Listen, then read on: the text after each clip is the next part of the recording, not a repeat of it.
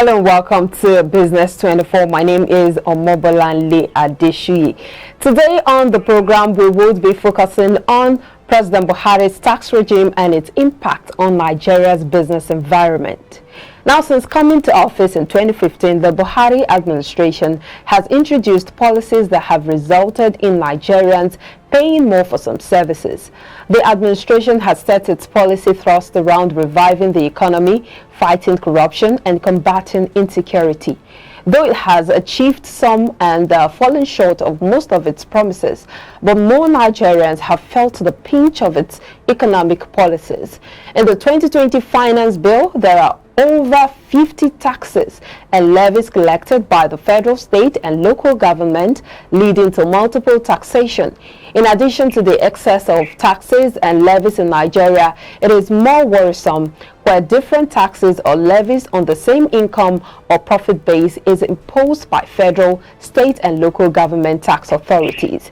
Now, Nigeria recorded a total tax collection of about 8.8 trillion naira in the last 5 to 7 years, translating to a tax to GDP ratio of 6.1%. But of this figure, it is yet to reflect in the economy as the government has continued to borrow to fund its projects. Now, after this break, a tax expert and member of the Chartered Institute of Taxation of Nigeria, CITN, Olusegun Okunade, joins me as we take a look at the impact of tax regime of the Buhari administration on Nigeria's business environment. Please stay with us.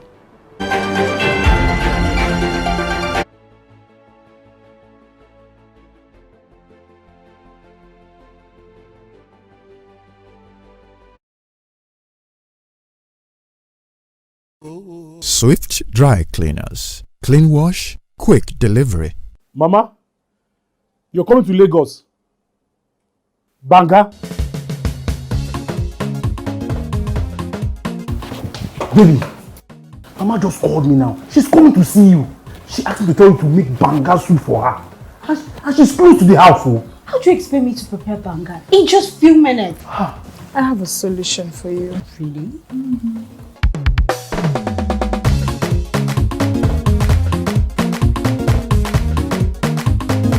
If you sabi cook the banga, you no go enter my family.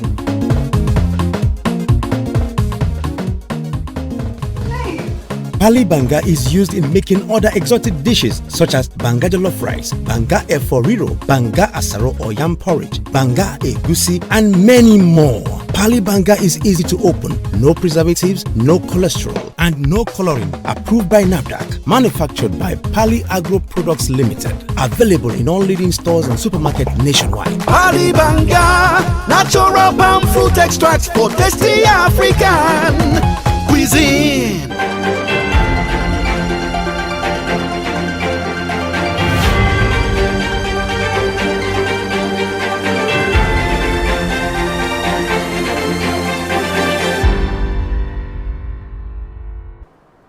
Welcome back. Now let's explore President Muhammad Buhari's tax administration and its impact on the Nigeria's business environment. Joining me via the phone is Olusegun Okunade, member of the Chartered Institute of Taxation of Nigeria, CITN. Thank you so much for joining us, Olusegun. Good afternoon, Omobolanle, and thank you to all our viewers. Good afternoon, and pleasure to be here. Now, tax revenue has for centuries remained the backbone for economic growth and development in advanced economies.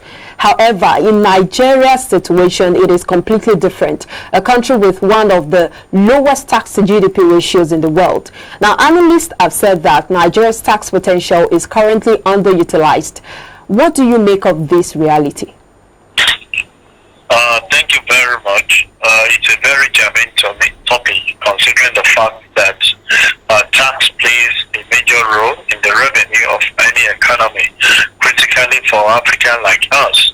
But we need to put things in the right perspective by making people to understand that there is a kind of trust deficit on the part of the taxpayer, even to the government, in the sense that some of the revenue generated their tax that are meant to provide certain social basic infrastructure. We had so much deficit of it, and it gives the taxpayer so much burden of saying that this will not be paid. But given that it may, government on their part are striving to make sure that they make ends meet through this revenue collection from the taxpayer, starting from the federal government to the state and to the local government. You and I understand that the company income tax is basically to the FIRS, where you have the pay distributed to the state, and the local government are saddled with some of the levies and fine that is expected. But the problem we are faced with is that so many people are complying to some of these taxes that are being proposed or that are being imposed on the people, but the dividend of it are lacking in what some of the people that are supposed to benefit from it, they are not getting. And this is really putting the government in a very tight corner to make sure that they are not getting the necessary patronage that is expected of them. And that's why we'll see till tomorrow that the potential is still high if the government can increase the confidence that the taxpayer has in them.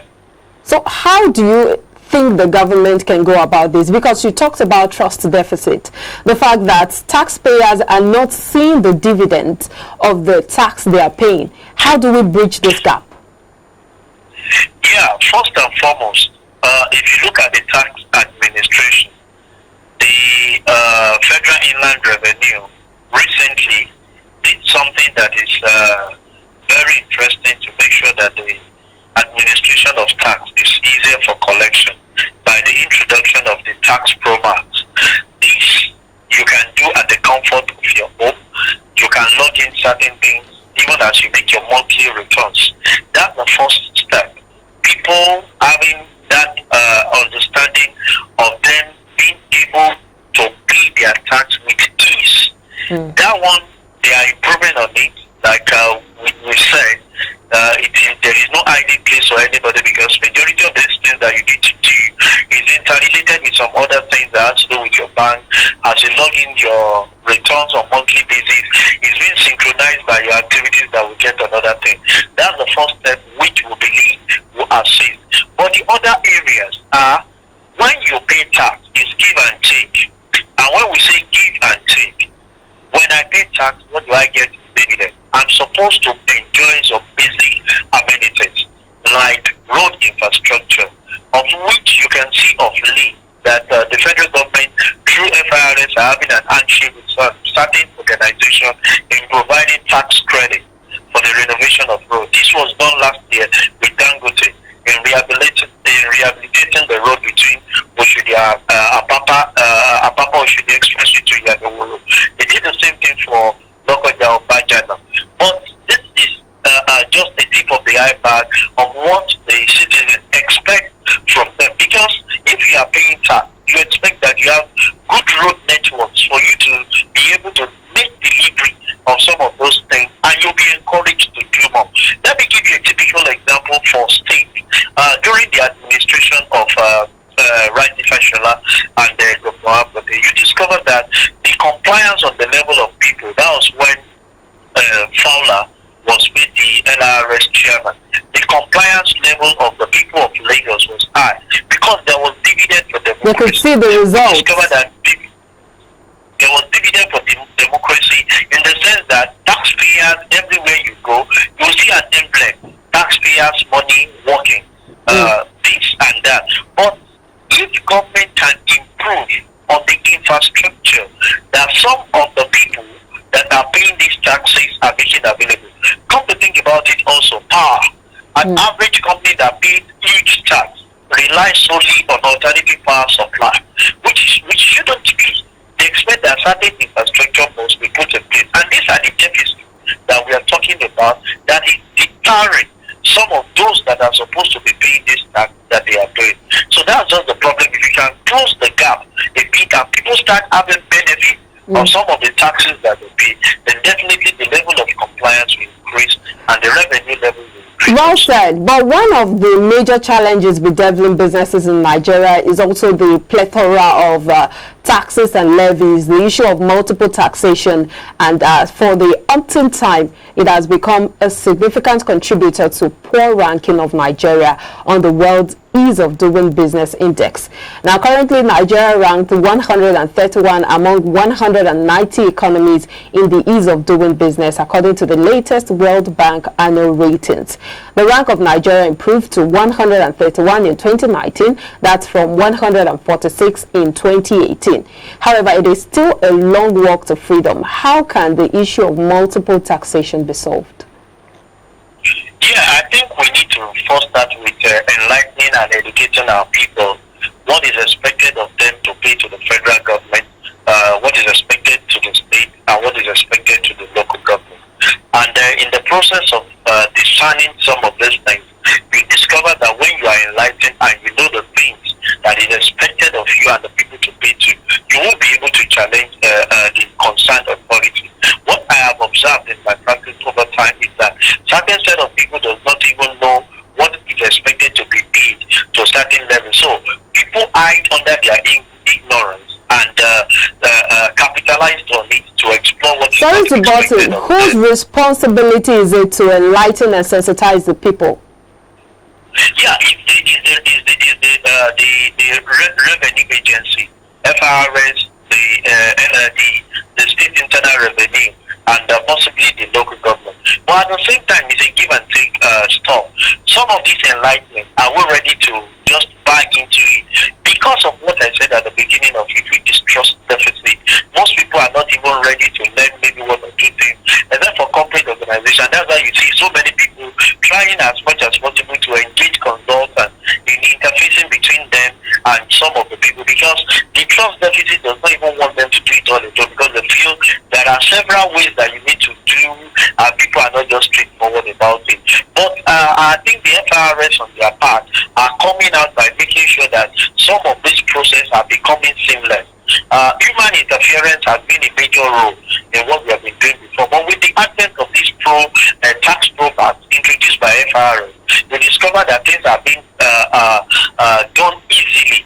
You can do it at the comfort of your office without any interference. All you need to do is every activities of yours that you need to plug in have been done. So this enlightenment is a continuous thing. You know, we've had a gap before now, but with the enlightenment, continuous, we believe that individuals will have more enlightenment on who and who they are supposed to pay certain taxes that is agreeable to them at a particular time, every time. Absolutely. Well, let's take a breather. We'll be back to continue the conversation. Please stay with us. Thank you.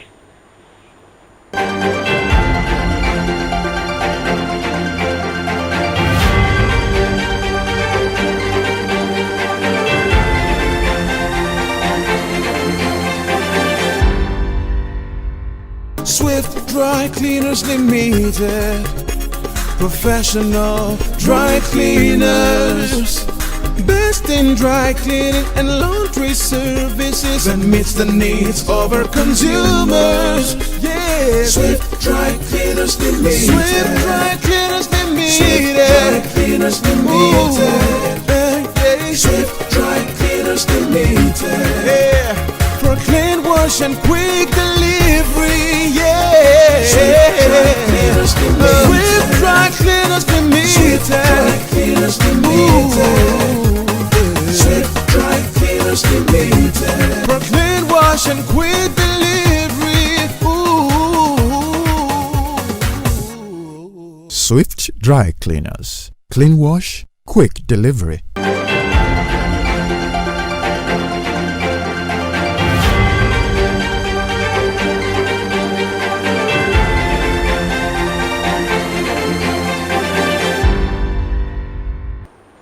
Thank you for staying with us on Business 24. We're still discussing President Muhammadu Buhari's administration on tax and also its impact on Nigeria's business environment. I still have Olusegun Kwande with me on the phone. Thank you so much for staying with us, Olusegun. Thank you very much, Mobalan. Now let's look at the issue of tax evasion. FIRS has said it loses about $15 billion annually to tax evasion. And of course, this is owing to poor fiscal policies, government and taxpayers' attitude, and the administrative loopholes, as well as inefficiency. What are the short and long-term solutions to these issues? Thank you very much. From the highlight you gave on this aspect of tax evasion, number one, that FRS alluded to is the ease in the process of administering this tax. And I think with what I said at the first segment of it, the introduction of this electronic way of filing your tax, which is via ProMax, I think it will go a long way in improving the administration of tax.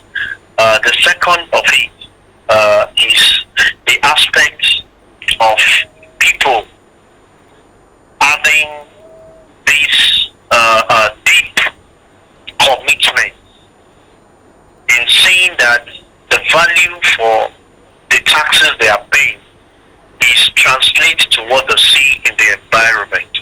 It goes a long way. You and I will understand that if you go to the developed world, so many of them pay higher taxes than we do in this country, and the compliance level is higher. Why? Because there are certain basic infrastructure that is being provided by the government because they are taxpayers to that country. And if these two can be worked on our side here, this will reduce the operation cost of corporate organizations and even individuals. Come to think about it, if there is constant power supply, the cost at which you avail to alternative power supply can be plowed into the production cost. And when that is done, what do you get? An increase in the tax that you are going to pay. Don't forget that tax are based on revenue. And when your revenue increases, definitely the tax commitment to the government will increase. So that's why we have said again that the reason why people evade tax is for them to cover up some of the shortfalls that the government is not providing for them. And if this is administered properly and people can see value for why, for the reason of paying tax, definitely it will increase their commitment. Indeed, that was the example I gave those days during the time of Lagos. If we get some of these taxes, let's have a billboard where you can see your taxpayers' money is working. We are improving on this part of the world. We are giving this water. We are giving this basic amenities because we are using your taxpayers' money. With that, you are winning the loyalty of the taxpayer, and they will be committed to pay more. I think these are very germane and fundamental for people to evade tax. Also, there are loopholes that people look out to because of the corruption and the people that administer these taxes.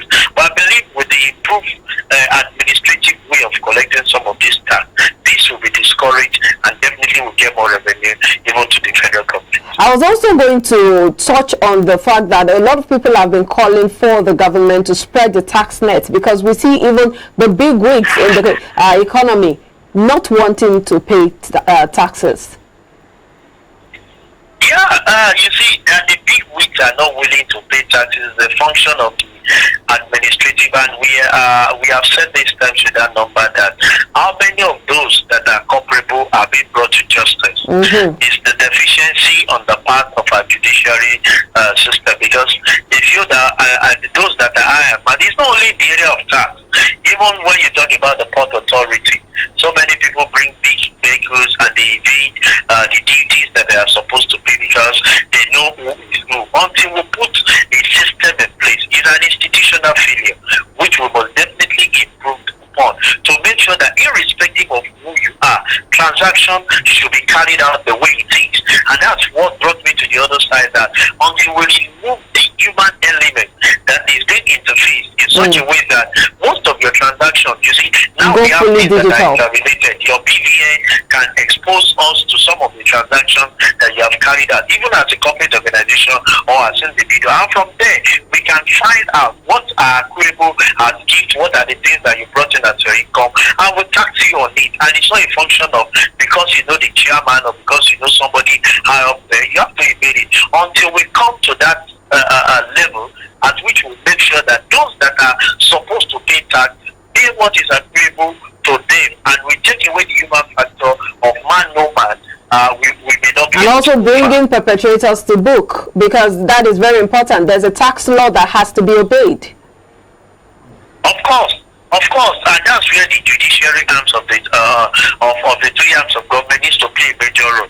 But the judiciary will not work if the people that are concerned report such cases to them, and that's why we have asked that people should be open. Let's be transparent, because these countries are. If we all do what is expected of us at every table, and you know that you can't buy me over.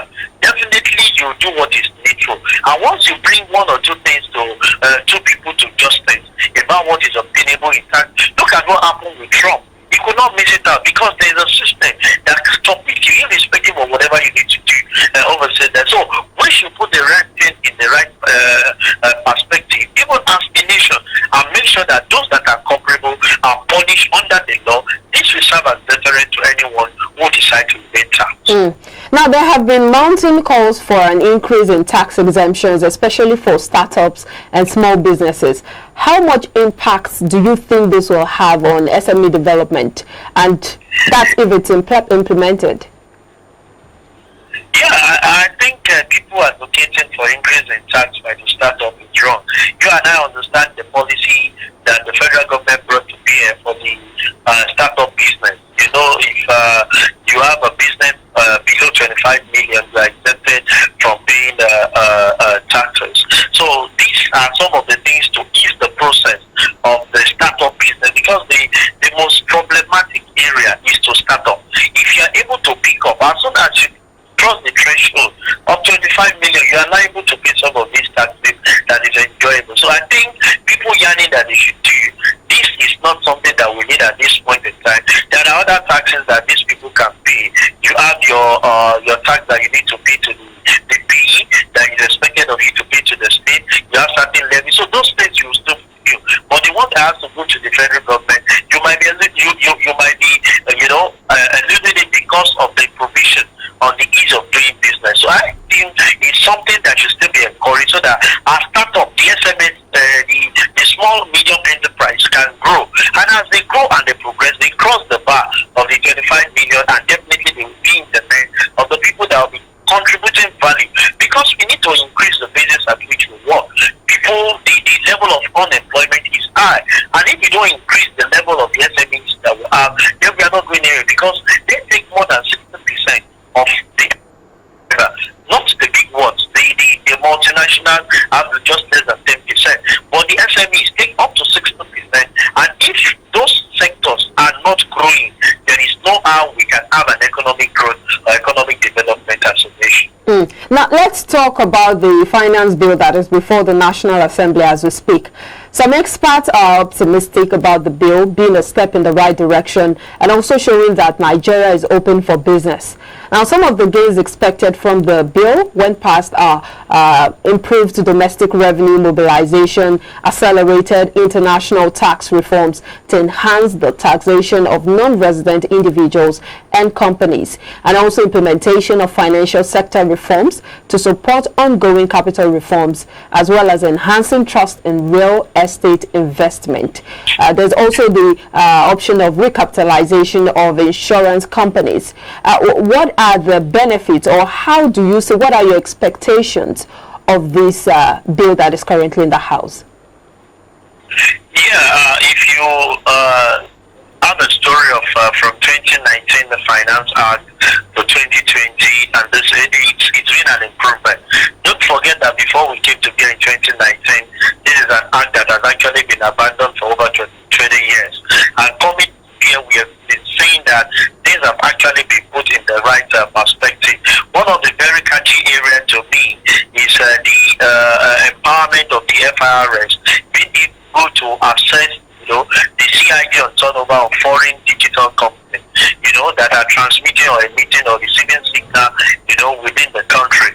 We've had a lot of activities that are going on in the digital world that we are not being captured, and that was what created problem for the likes of Twitter not too long, and trying to make things happen. So if some of the things that are highlighted, I have over 21 that I've actually studied, which I've seen that if some of these things are implemented in the new finance act, definitely it will give rise to FDI.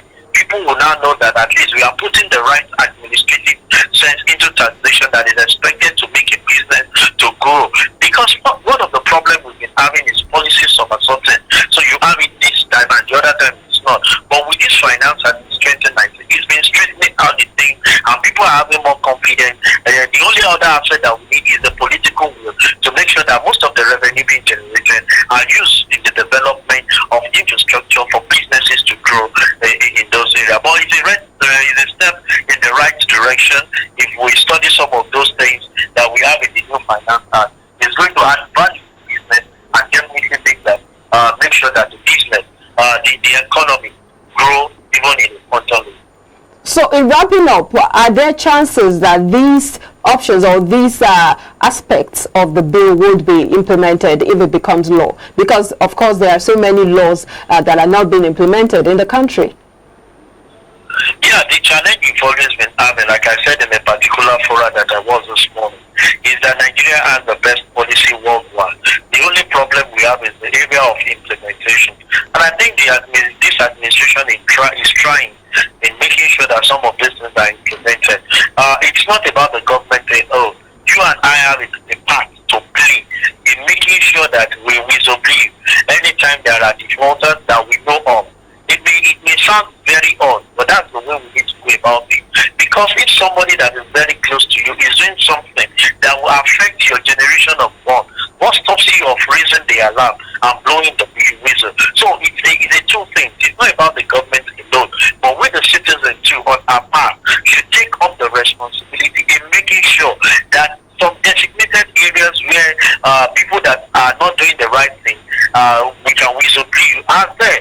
Let's take advantage of it, and we call upon the Consumer Protection Agency to come up and make sure that some of the commitments on the part of the government, the part of the producer, the businesses are being complied to, so that we can have a sane environment for everybody to benefit on the long run. I was going to ask if the people know what to do, because you just mentioned the fact that they should report when they see any defaulter in the regard of the finance bill. But do the people know what to do? Do they know what these requirements are?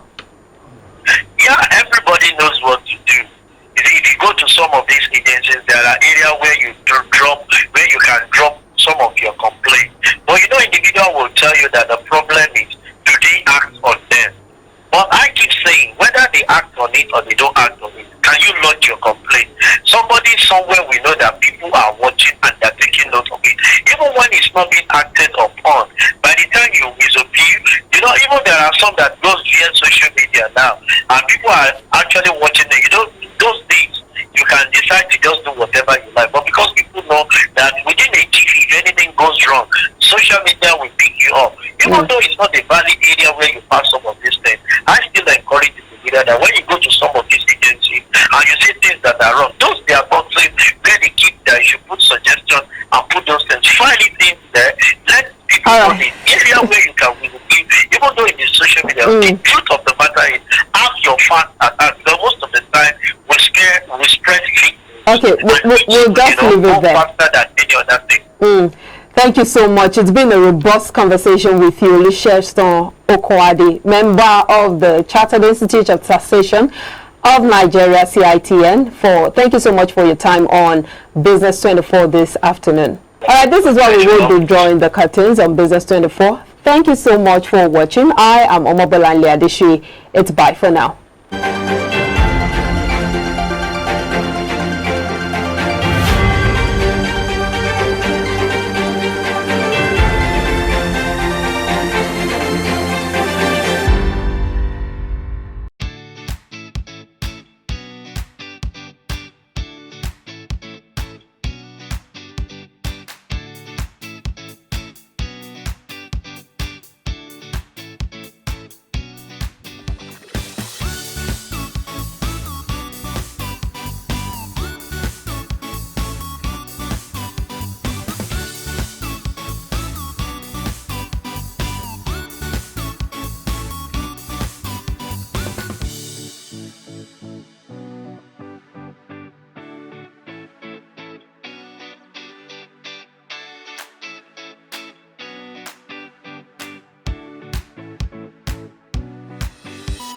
iBrandTV. Business first.